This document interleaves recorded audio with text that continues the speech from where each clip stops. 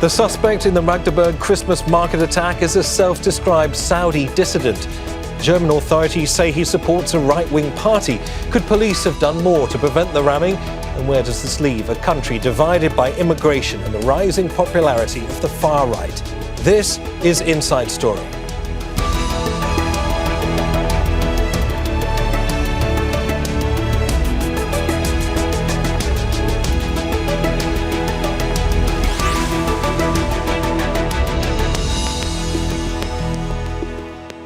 Hello and welcome to the programme. I'm Neave Barker. German police have charged the man accused of ramming a car into crowds at a Christmas market with several counts of murder and attempted murder. Ministers say the 50-year-old Saudi psychiatrist, who's lived in Germany for 18 years, is Islamophobic. And Chancellor Olaf Scholz says he won't let people who try to spread hatred get away with it. But the anti-immigrant far-right Alternative for Germany party has made gains in opinion polls ahead of February's snap election. And just days after the fall of the Assad regime, the government in Berlin froze asylum applications for Syrians. As pressure mounts on politicians, will Friday's carnage, coupled with the simmering row over migrants in Europe, divide Germany even further? Well, we'll get to these issues with our guests in a moment, but first, this report by Wilson Dysart. Christmas markets are held once a year, offering warmth and fellowship as shadows lengthen and temperatures drop. But this year in Magdeburg, Germany, a nightmare unfolded. A man driving an SUV plowed into the crowds. At this stage, we can only say with certainty that the perpetrator was obviously Islamophobic. We can already confirm that. Everything else is subject to further investigations. Authorities say he's a 50-year-old doctor from Saudi Arabia who's been in Germany since 2006. His motive is unclear, but online posts attributed to him suggest sympathy for Europe's far-right parties.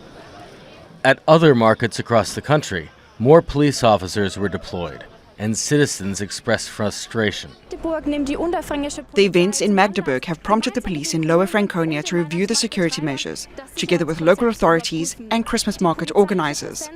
The police presence was visibly increased after the Magdeburg incident. We shouldn't allow ourselves to be restricted, because if we did, the will of the other person would basically prevail, and we don't want that. We want to get on with our lives and live our culture the way we want to. Friday's attack echoes a fatal one carried out by a Tunisian asylum seeker in Berlin in 2016. A similar backlash this time. Anti-immigration groups gathered in Magdeburg on Saturday, calling for the forcible expulsion of foreigners from Germany. Elsewhere in the city, mourners laid flowers and lit candles in memory of the victims. With politics, no antidote to grief. Wilson Dysart, Al Jazeera, for Inside Story.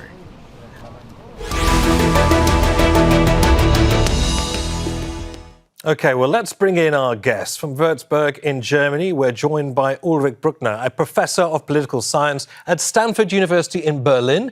In Salt Lake City, Utah, is Rachel Rizzo, a non-resident senior fellow at the Atlantic Council's Europe Centre. And in Amsterdam is Muhammad al Kashef, a political advisor and consultant at the Migrants Solidarity Network. A very warm welcome to all three of you. Welcome to Inside Story. Ulrich, I wonder if I can start with you, because there have been at least 7 attacks on Christmas markets in recent years, 4 in Germany, 3 in France, all apparently ideologically motivated. But there's something very different about this one. The suspect had been in Germany for some time. He was a skilled professional, a doctor. He wasn't a radicalized youth, as we've seen in previous attacks. He was deeply Islamophobic, despite coming from a Muslim country, and was an apparent supporter of far-right immigration policies. I mean, Ulrich, what does that mean for Germany's perception of this attack? Well, first of all, it means that it's easy to simplify, but humans are much more complex. And we find people with a profile like this, and if they don't fit into patterns that counterterrorism understands easily, then it can happen that people don't find warnings as dangerous as in cases in which everything looks like a perfect match. This is someone who wants to attack a Christian community, and therefore the authorities have to react. In this case, things look much more complicated, and therefore it happened what happened. Mohammed, we are referring to the suspect as Taleb A, while the investigation remains very much active. I mean, this individual may also have suffered from mental health issues. I think it's very important to stress that. You are normally based in Germany. I wonder, given your understanding of how febrile the debate about race and religion is in Germany, whether mental health would even be taken into consideration right now. Mohammed. This attack, which happened the last days in this festive season, will increase the xenophobic and also the Islamophobic that are already increasing and rising in Germany for the last few months since the war in Gaza and Middle East.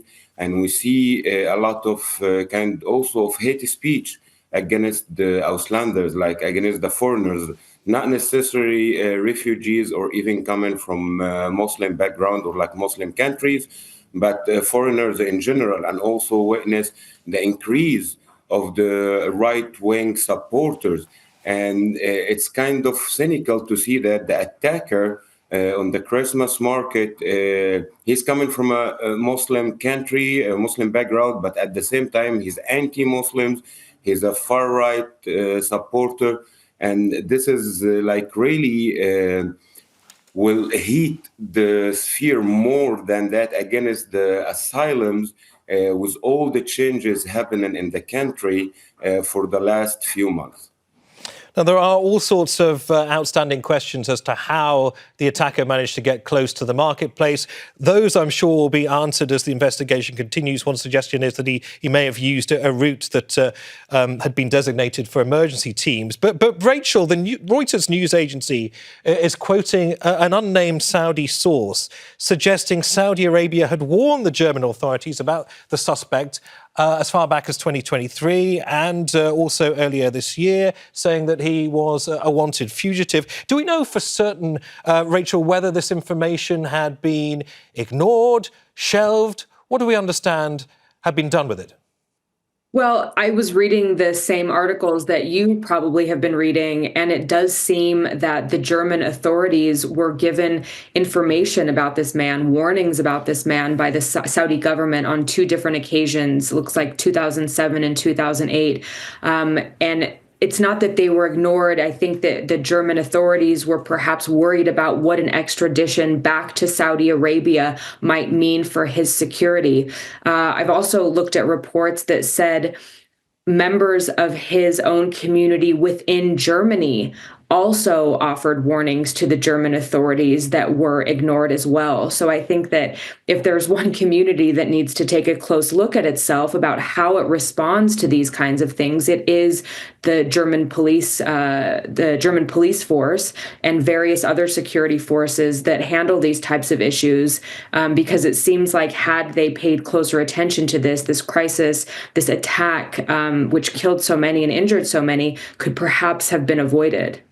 Ulrich, as Rachel has suggested, were the German authorities being perhaps a little bit too circumspect, careful about the kind of evidence being offered by Saudi Arabia, given its legacy? Well, first of all, I disagree with what Mohammed just said, that this immediately will increase Islamophobia. He is the most explicit anti-Muslim activist. And he got the floor of many quality media, not only that he has 10,000s of followers who like his aggressive stance against Islam. But I read an article, a long interview in the quality paper Frankfurter Allgemeine Zeitung that he gave before COVID. And that sounded like someone who dedicates his life to help women in need, to support expats from Saudi Arabia, and he praises Germany as an open society with freedom rights and everything that the German authorities who receive a warning from Saudi Arabia would rather take into consideration as his life is at risk if he will be sent back to Saudi Arabia, because they have all the reasons to spread doubts about the political opinions of someone who's so critical about Saudi Arabia. Mohammed, what was extraordinary is that in the early hours after news of this attack broke, I mean, the torrent of vile Islamophobia all over social media. There were vast volumes of it. And when the presumption, of course, was that this attack had been carried out by a Muslim. How do you think this attack would have been perceived had it been carried out by a similar figure to, for instance, Anders Breivik, who killed large numbers of people in Norway because, first and foremost, he was a white supremacist? How would this have been perceived if things had been different, Mohammed? So just to be clarifying this, I'm not saying only because this incident, and then not everyone will read the background about the person. It's only enough for the stereotype that this person came from Saudi Arabia. Already Muslim and Arabs are really interfere all the time and dealing with this kind of treatment because they are Muslims, as mentioned, not only because of the last few months, but also because of the heat of the genocide going on in Gaza and the response and the brutality of the police that we all see and how the German government resisting this Palestinian rights movement. This also increasing the heat in the country and make it the right wing using that in their politics and also in their speeches. And we see the political crisis already in Germany. All this environment are pushing more against the Muslims or Arabs in the country with all this xenophobic and Islamophobic approach. We witnessed that for the last year in many states in Germany. German people are singing Ausländer raus, like there is a song, and this is a fascist song calling for kicking out the foreigners and deporting people back to their homeland. For sure, as a human rights advocate, there is the big fear of deporting the attacker from Germany to Saudi Arabia with his background and all the advocacy that he was doing and all the media campaign he was running. Like this shift of his approach or his ideology also makes us to question and to ask why this guy reached this level. Rachel, thanks for that, Mohammed. Rachel, Mohammed's got a point there, hasn't he? Because also, according to the German tabloid Bild, protesters walked through Magdeburg after the attack, shouting, "Anyone who doesn't love Germany should leave Germany. Migration kills, and we must take back our cities, our villages, and our homeland," according to those reports. I mean, how does the German government, in your opinion, limit the fallout of something like this, especially given Olaf Scholz seems to be plummeting in support in the polls ahead of the election early next year? Yeah, I mean, look, there's a few things at play here. One thing that I find really fascinating is that this attack took place just hours after the richest man in the world, Elon Musk, had tweeted to his hundreds of millions of Twitter followers that only the AfD can save Germany. Okay, so this isn't just an issue with German support for far-right movements.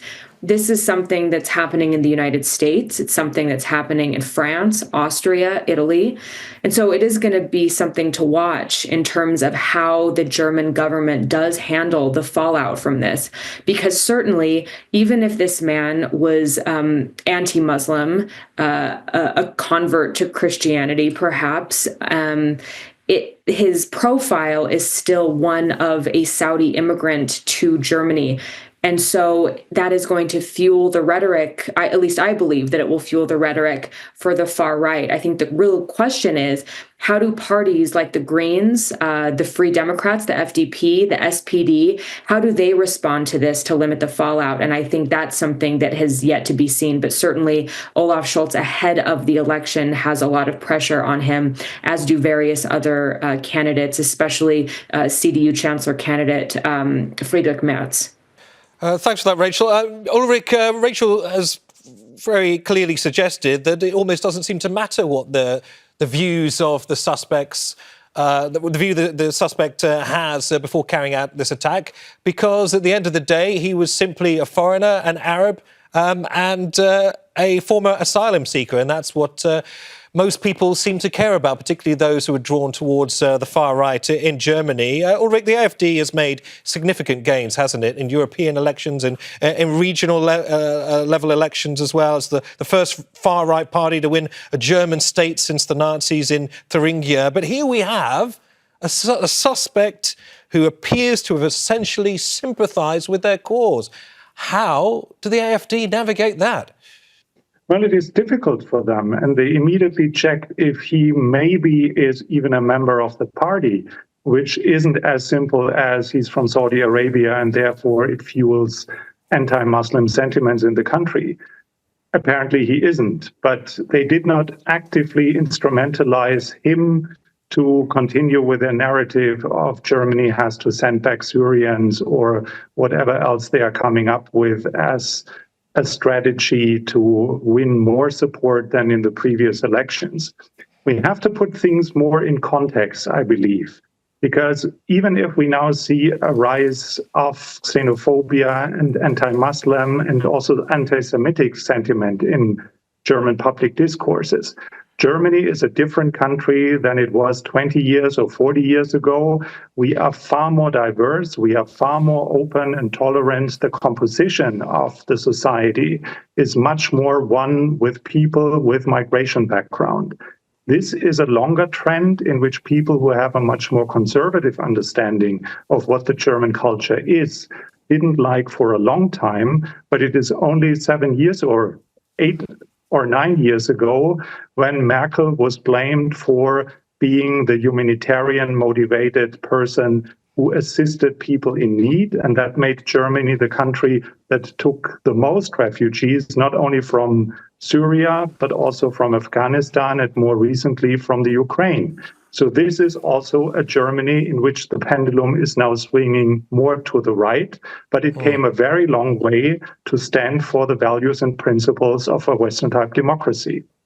Mohammed, as Ulrich's highlighted, clearly Angela Merkel-era policies are very much in the spotlight at the moment, particularly as the entire immigration asylum seeker debate has been turbocharged ahead of elections there. I mean, tougher measures, I understand, were announced in August following a knife attack allegedly carried out by a Syrian asylum seeker.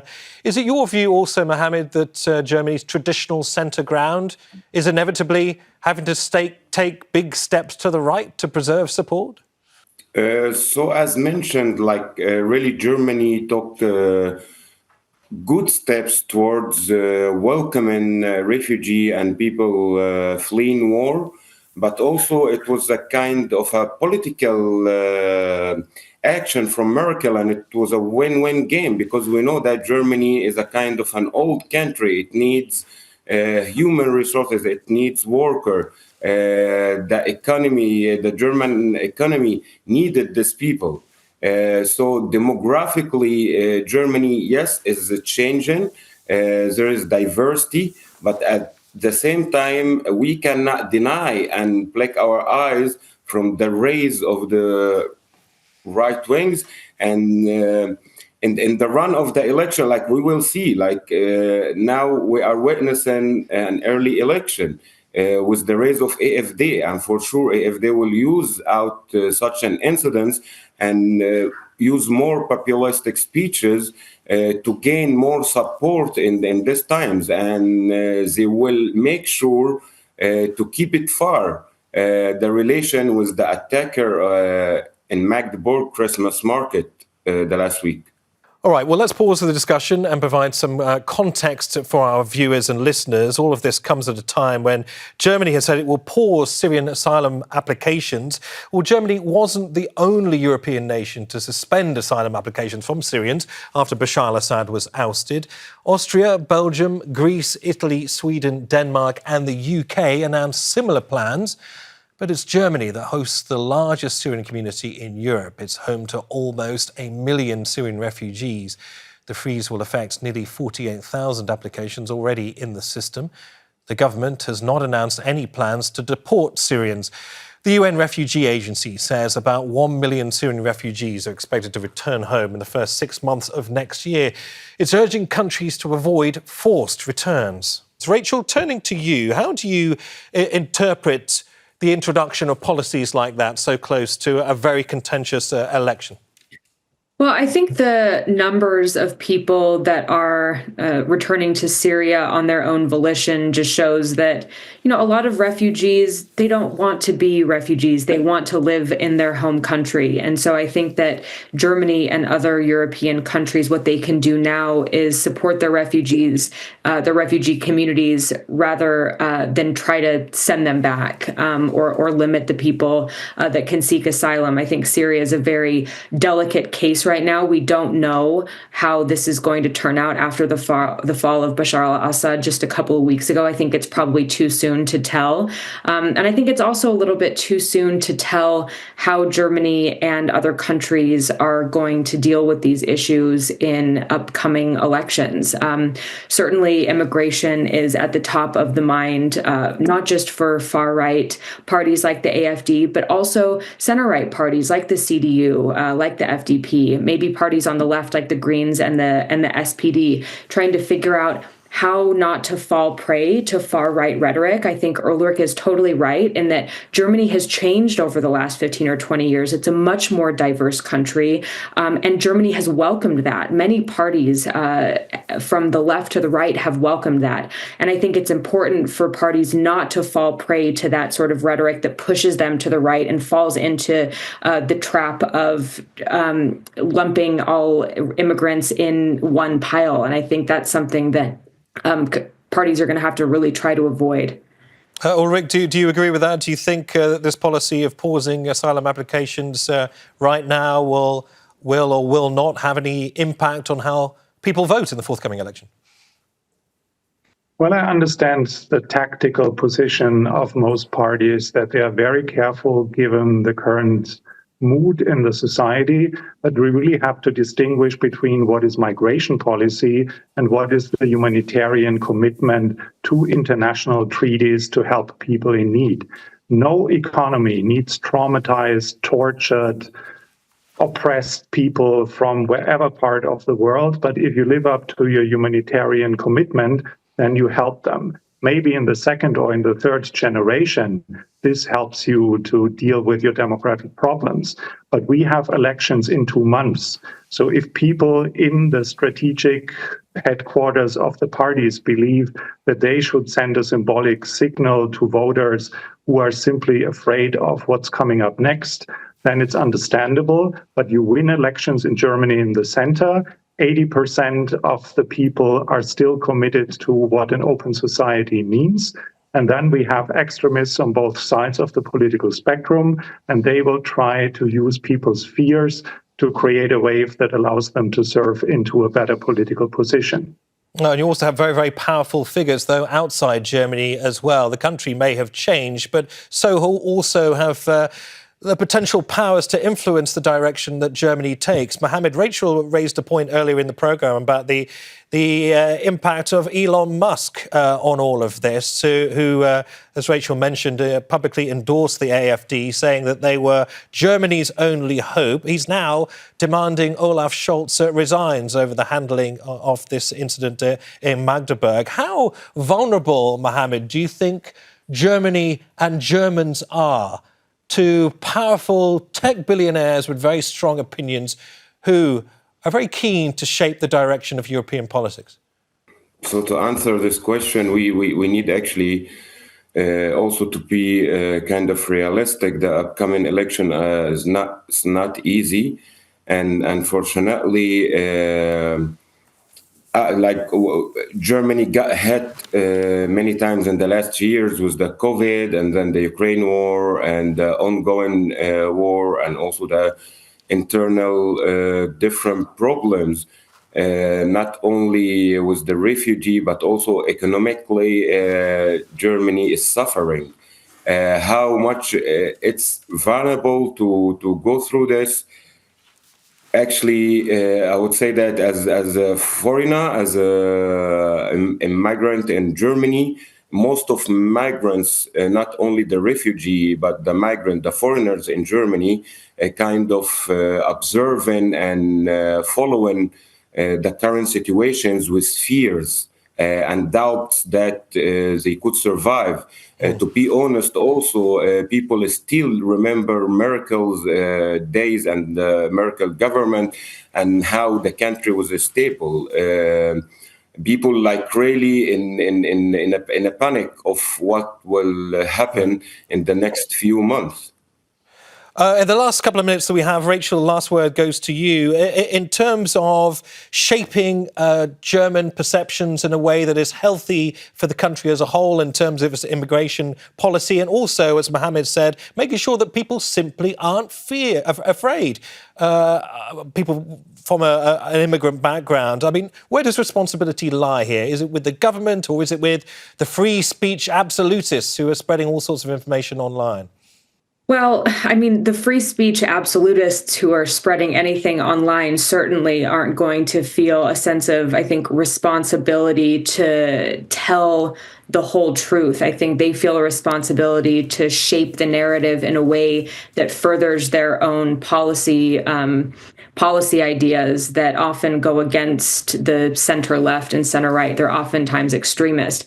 I mean, look, we've had this issue in the United States too. The southern border, the rush of immigrants on the southern border, as the Republicans have called it, turned a lot of people in the United States into one-issue voters. And I think in Germany, they have this same issue where it really is, the onus is on the government to push back against this rhetoric that has been spread by a lot of people who have these major platforms. And so I do think this is going to be difficult over the next couple of months, but let's hope that parties that are in the center can successfully do that. Challenging times ahead, it seems, as we head towards the all-important elections in Germany. A pleasure to have all three of you on Inside Story, Muhammad al Kashef, Rachel Rizzo and Ulrich Brueckner. Many thanks. And thank you too for watching. You can see the programme again anytime by visiting our website, aljazeera.com. And for further discussion, go to our Facebook page. That's facebook.com/AJ Inside Story. You can also join the conversation on X. Our handle is @AJ Inside Story. For me, Neave Barker, and the whole team here, bye for now.